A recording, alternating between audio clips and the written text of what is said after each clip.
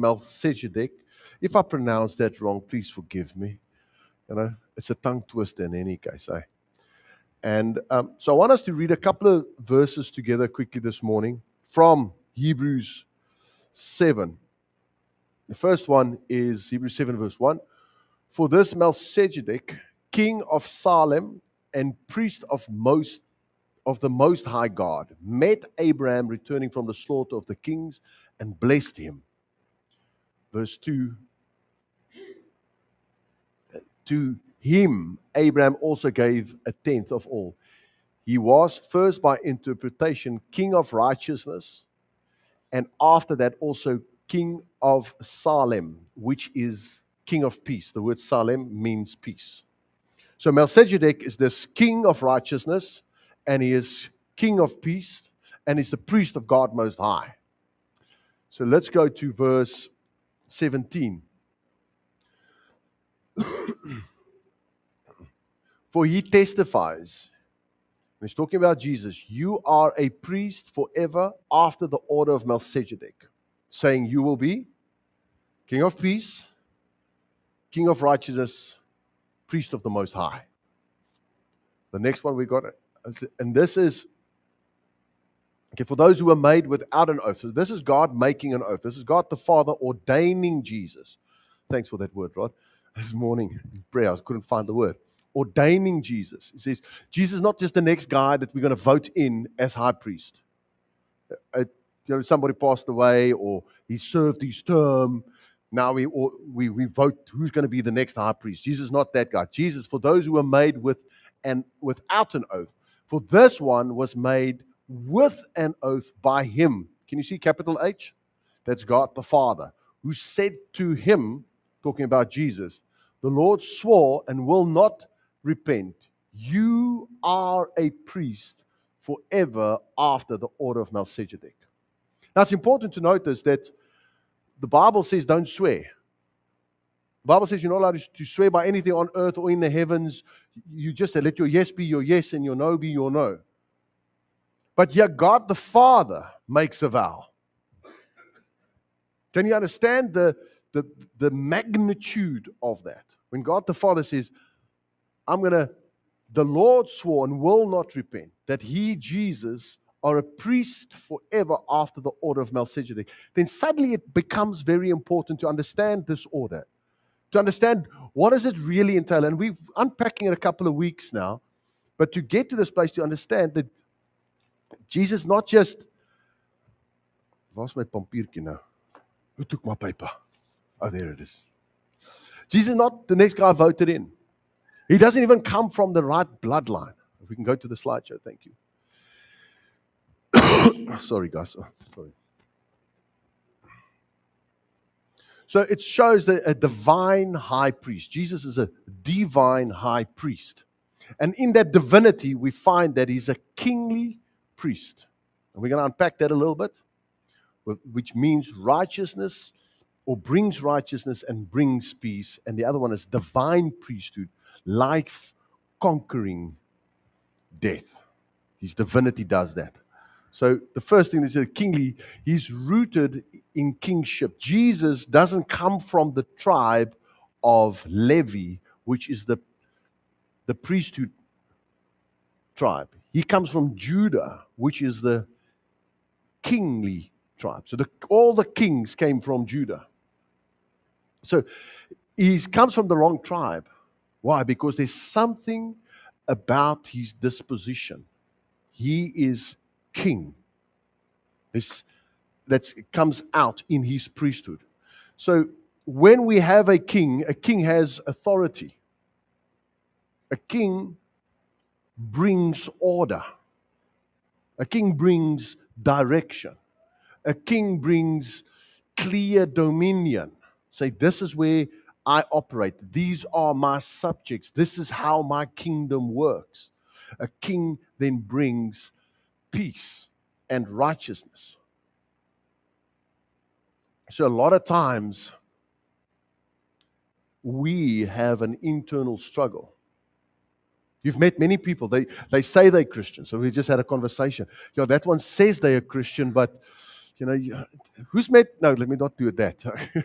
Who knows what I'm talking about? Where you actually don't want to mingle with Christians because Christians say a certain thing and walk a different life. They don't want to go down that avenue. And there's a saying in Afrikaans, hy loop met die Bybel onder die arm rond, nee. But his life is completely different. All right? Why? Because that person hasn't got Jesus as king in his life. Jesus is his savior. Jesus is his friend. Jesus is Lord. But he's not come to the place where he says, Jesus is my king. He has the authority. See, the minute that happens, peace comes in my heart. Because now I'm no longer fighting with the Word of God. And people betray their stance in relationship with the Lord when they say, I am still wrestling with the Lord. Okay? One thing I want you to understand, that we serve a God of peace. He's not wrestling with you. Okay? You're wrestling with yourself. You're wrestling with, am I going to submit to my king, or am I going to sit on the throne of my heart myself? If I sit on the throne of my own heart, Jesus can't sit there. So he can't be my king. So he cannot bring peace to me. My internal world will never be at peace because I'm constantly fighting, because somewhere inside of me, I've got saved. Somewhere inside of me, I believe in God. Somewhere inside of me, I believe in the Bible. But it contradicts and it clashes with my nature. Because the scripture says, the flesh wars against the spirit, and the spirit wars against the flesh. See, the flesh wants some certain things. The spirit says, no, you can't have certain things. So one of the biggest evidences that the Bible was written by inspiration of God, and that it's the Word of God, because it speaks against every human pleasure. If man had written it somewhere along the line, he would have said, okay, polygamy is fine. Somewhere. Or it is okay to do X or to do Y, somewhere. But the Bible goes against every human pleasure. So if it was written by a man or by a man, why would it go against it? It won't. And we can look at other religions where in the beginning, and then suddenly it turns over and it approves. It approves multiple wives. It approves beating your wife, as long as the stick is not thicker than your thumb. All right? It approves that. It approves that you can have children brides. See why? Because it starts accommodating the pleasures of man. Jesus is not king there. So as Christians, this is one of our struggles. We fight a lot with what the Word says. The very easiest example of that, when you talk about that, would quickly get a million opinions and different reactions, is tithing. Not that I want to talk about money, but tithing. It's the quickest you find people say, now I'm tithing my time. Okay. Is it before or after tax? Do I really? No, tithing is all testamentical.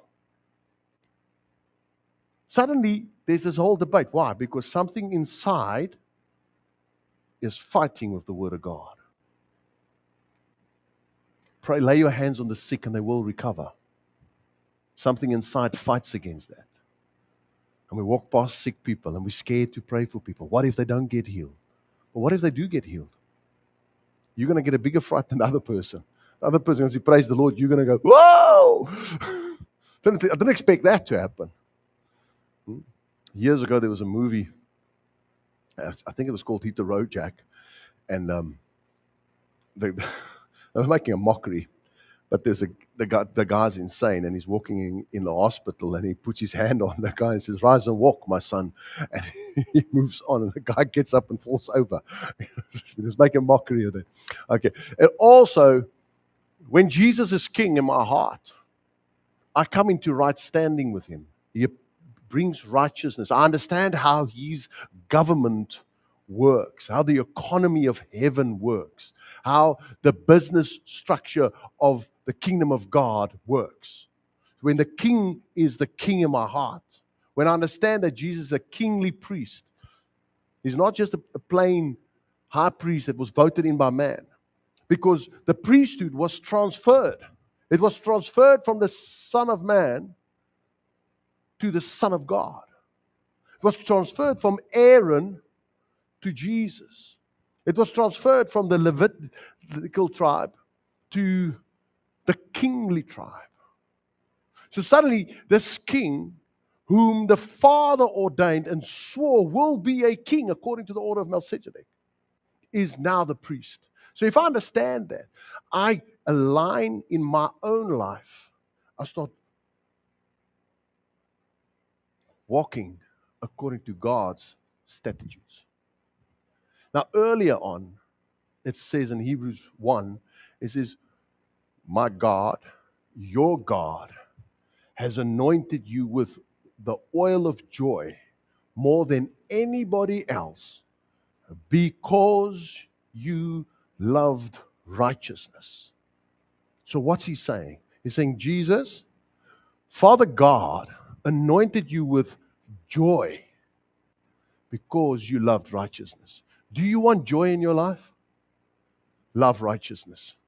Do you want depression and anxiety and all those things to leave you? The promise of the Word of God is start doing things the way God wants you to do it. Love righteousness. Love His kingdom. Love the way He ordained things. Start walking in His way. And God the Father Himself will anoint you with joy. Jesus was a fun guy to be around. He wasn't this heavy, depressive. I see some of the Hollywood make him out to be rebellious in nature. He wasn't that. Yes, there were places where he got angry and flipped the tables over of the temple because my house will be a house of prayer. You see, when we invite Jesus into our lives and He comes into His temple, one of the things that He does, He flips the table over. And He takes all the little stuff that's on the table of our heart and He says, no, get that off. It's my place. So and I start walking in righteousness. So no longer can I hold on to where I come from. Because that's how I was raised. I can no longer allow my past to define me. Now I'm oversensitive and people must talk to me in a nice way or else I will get angry and start manipulating the relationship. Then I'm not walking according to the righteousness of God. Then there's still a table in my heart packed with stuff that I've packed on there. Jesus comes in and He flows it over. A priest can come in there and do that. Okay, so that He establishes righteousness and peace in our lives. He creates order for God's life to flow. The Word of God says that the Bible is life-giving, energizing, and vitalizing. John 10:10 says, I came to give them life and life in abundance. So a lot of people think, okay, life in abundance means lots of possessions, lots of money, and a lot of notes in the bank. Okay? I also have a lot of notes in the bank, especially at the end of the month. It's note. No. He talks about having a zest for life, the Zoe kind of life, the God-given, to be upbeat about life, to be expectant about life, to be excited about, look at tomorrow and not say, oh, it's the end of the world. And start singing REM as we know it. Okay? I can't wait for tomorrow. Look what's going to happen. What are we doing? What are we creating? Where are we going? I am going to do this, God willing. And within that, there's a humility that comes in. I'm going to go to this city and that city and trade and do this and do that. No. God willing, I'm going to go to this city and that city and trade. God willing, Lights in the Forest is going to be exciting and it's going to be a success. And we're creating something. You see, there are categories of people. You get those people that only talk about people that went to an event. And then you get the people that go to the event, and then you get the people that create the event. God has called us to be the creators of things, whether it be an app, whether it be farming, whether it be a printing business. It doesn't matter. God wants you to create. He doesn't want you just to go to Lights in the Forest or talk about the people. That's where the skindermanna come. Did you see on Facebook, so and so went there and there and there and there and there and there and there? And then the other people just they're on Facebook, just posting everywhere they went. But what you don't see on Facebook is the guys creating the stuff. You see, that's what God's called us to be. Is to be the creators of stuff, within our house, within our family, within our church, within our faith, within our community, our businesses, our gifts, our talents, is to do that. Why? So God's life can flow. And see, your gifting, your anointing is not for you. I want you to get this. I want to say it again. Your gifting, your anointing is not for you. It's for others. It needs to flow. If we close the sluices of our gifting, we get malaria. That water becomes contaminated. It starts smelling. But when we open the sluices so that our gifts can flow out, it reaches and touches and it brings the life of God to that place. Why? Because He is my King. I have got peace with His word in my heart. All right? He has brought an order to my life. And now God's life is flowing from me. This is when Jesus says, living waters will flow out of you. No, but I don't like it in front of people. I'm shy. I can sing beautifully, but I'm shy. What am I doing? I'm closing those doors. So that gift is not reaching other people. Maybe you're an excellent teacher, but I don't like speaking in front of people. Or people are going to think, oh, who am I? Well, I'm just a vessel. I am just standing under my King. The next thing is the divine priesthood, constituted by His divinity. What does this mean? The element of Jesus in the priesthood is He is divine. There is a huge fight in the world, in churches and in religious circles, that Jesus wasn't divine, that He's not the Son of God, that Mary somehow got impregnated by somebody else.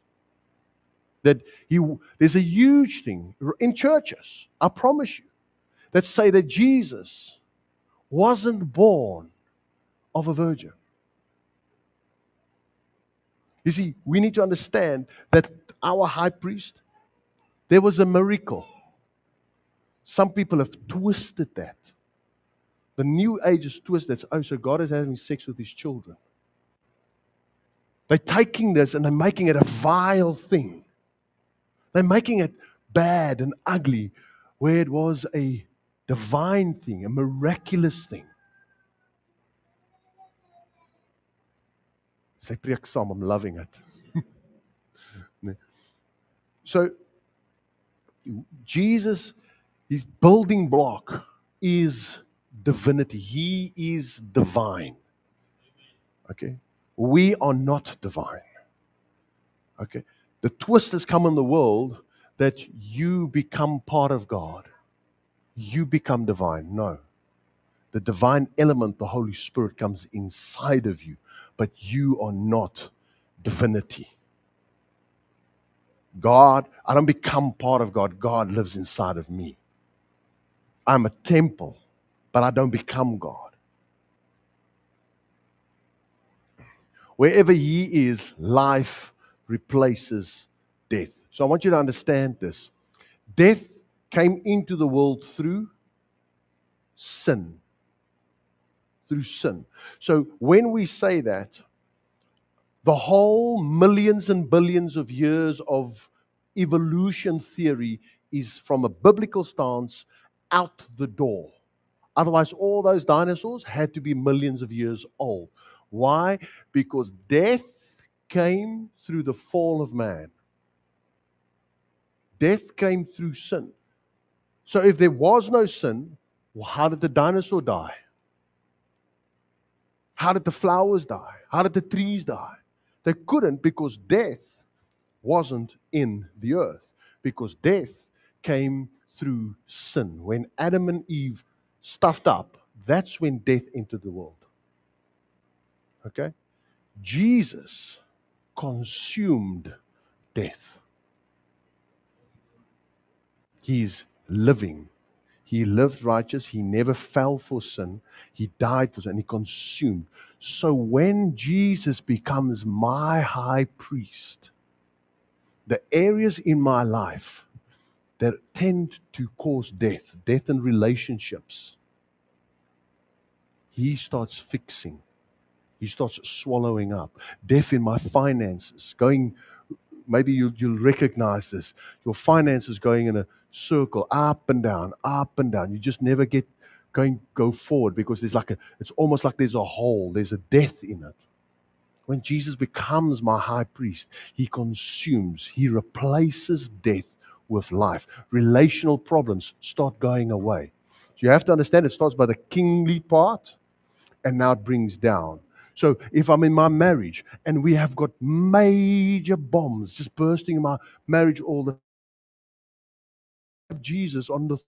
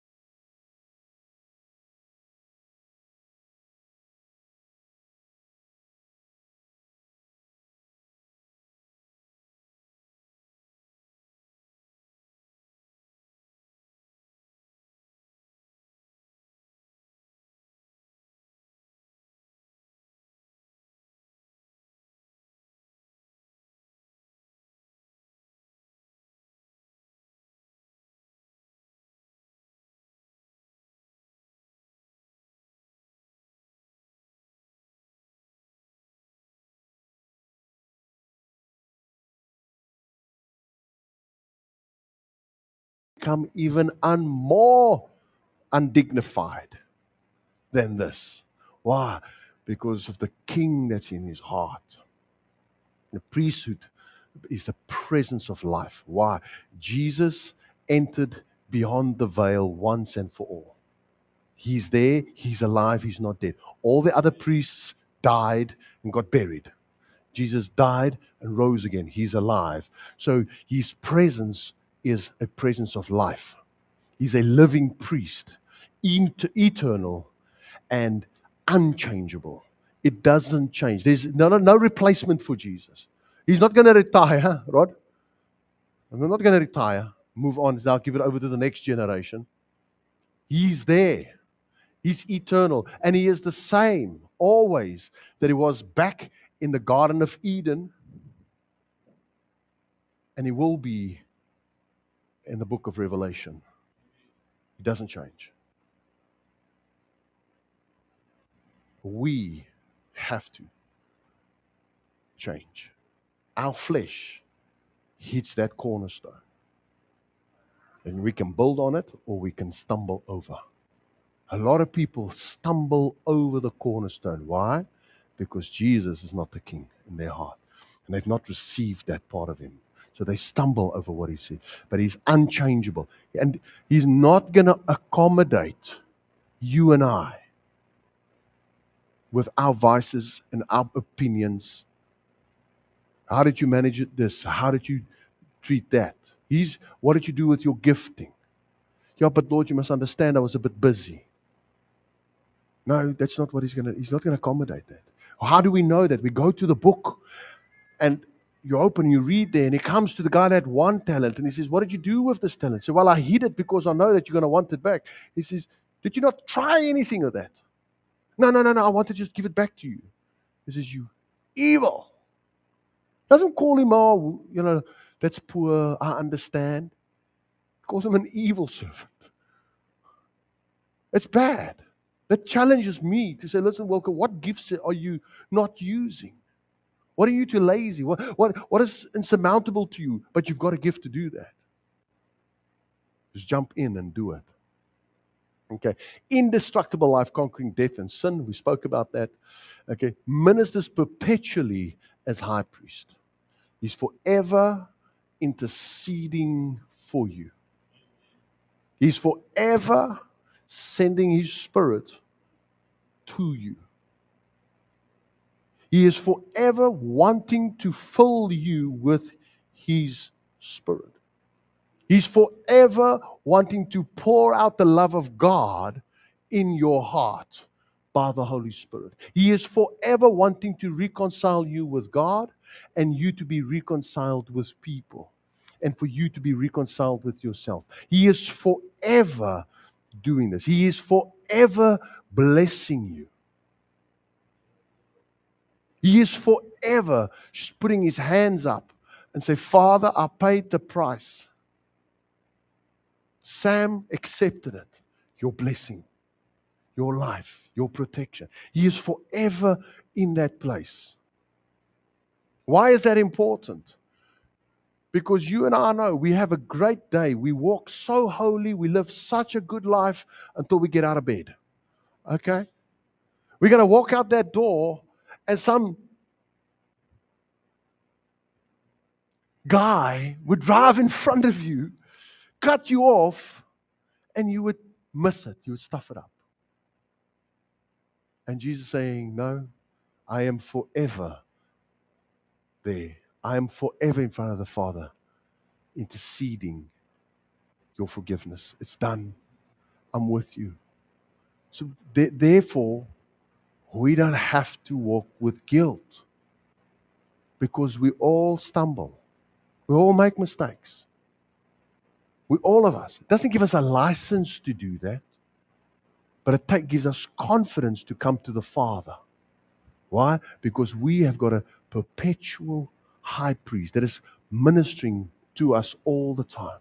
And all we have to do is say, thank you, Lord. Thank you, Lord. He's forever ministering to us the bread and the wine. We're going to have communion now. Jesus is forever ministering the bread and the wine. He says, well, this is my body. This is my blood. This is for forgiveness. This is for healing. This is for blessing. This is for sustenance. This is for purity. This is for righteousness. So when God the Father looks at you, He looks at you and says, wow, look at my daughter, in whom I am well pleased. That's how He looks at you. We don't even look at our children like that always. Huh? But God looks at you and is like, wow, I am well pleased with you.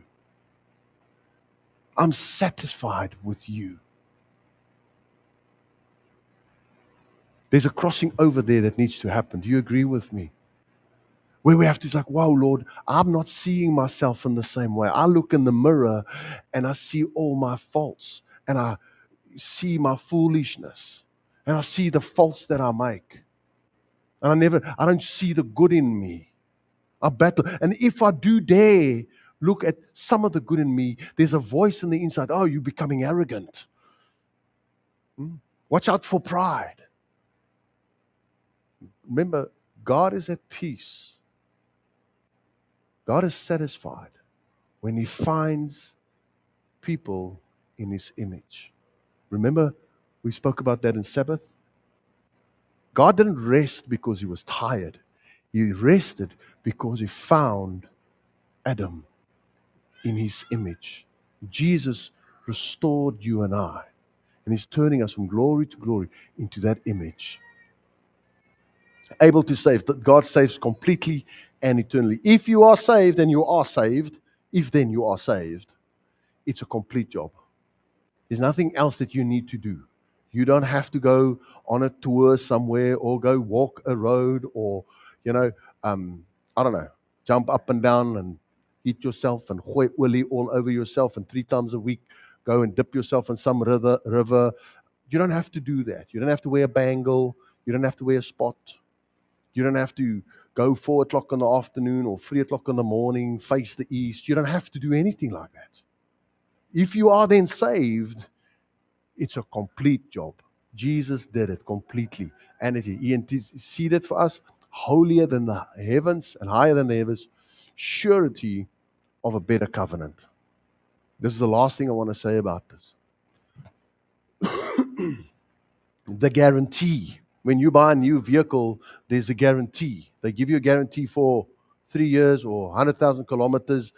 And if anything goes wrong with that car, you just take it straight to the dealer and say, fix. There's a guarantee. But that guarantee expires after X, Y, and Z. Jesus is the guarantee of the new covenant. And he doesn't expire. How do we know he doesn't expire? He's up in heaven. He's sitting with God the Father. He defeated death. He's eternal. He's the guarantee. So if there's anything, Lord, but we're struggling with this, but Jesus is the guarantee of the promise that God made me. Now, I can't go thumbsuck a promise. I have to find in God's word a promise. If there's a promise that your children will be like pillars in God's house, then that's the guarantee you can go to and say, Father, you guarantee. Jesus is the guarantee of that covenant. My son, my grandson, he's out, he's lost, but your word made a promise that if I am in you, that my children will be pillars in your house. And Jesus is the guarantee of that. Until Jesus expires, that covenant remains. Jesus will never expire. He's the guarantee. Just like if you buy a car and it breaks after 40,000 kilometers, brand new, you are not going to go to the dealer and negotiate with him. You're not going to go to the dealer, oh, please, would you fix my car? You're going to go and say, listen, this car's gearbox broke. It's under guarantee, fix. What are they going to do? No, but sir, no. They fix it. There's no cost. They have to fix it. That's the guarantee.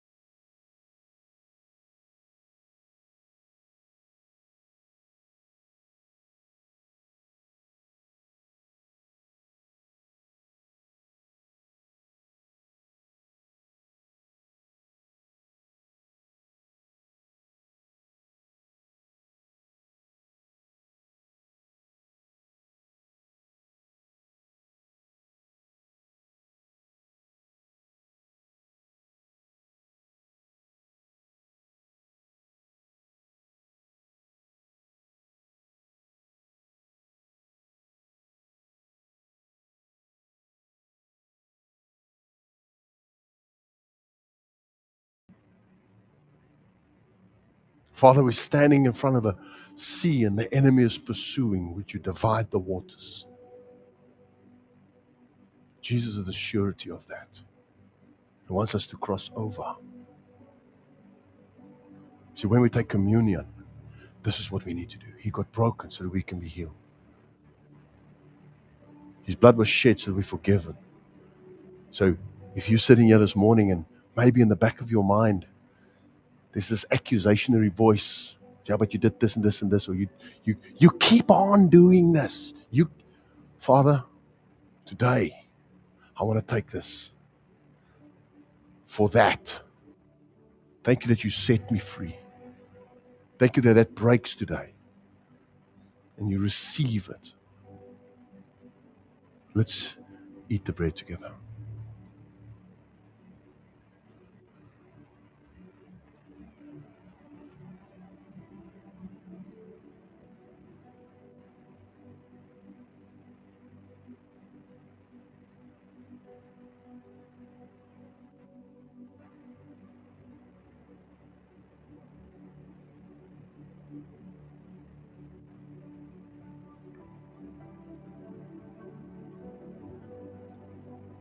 Let's take that. And we drink together.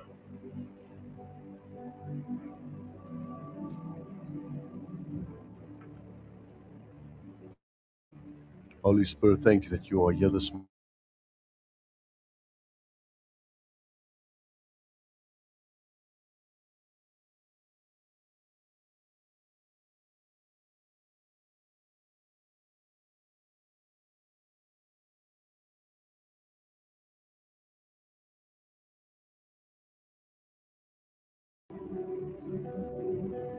That you're constantly interceding for us, Lord. That you're removing guilt and shame. Lord, as we're about to depart, I want to bless your children, Father. I bless them with the fellowship of the Holy Spirit. I bless them with the love of God. May your face shine upon them, Lord. In Jesus' mighty name. Amen. Amen. Let's go have some coffee. God bless.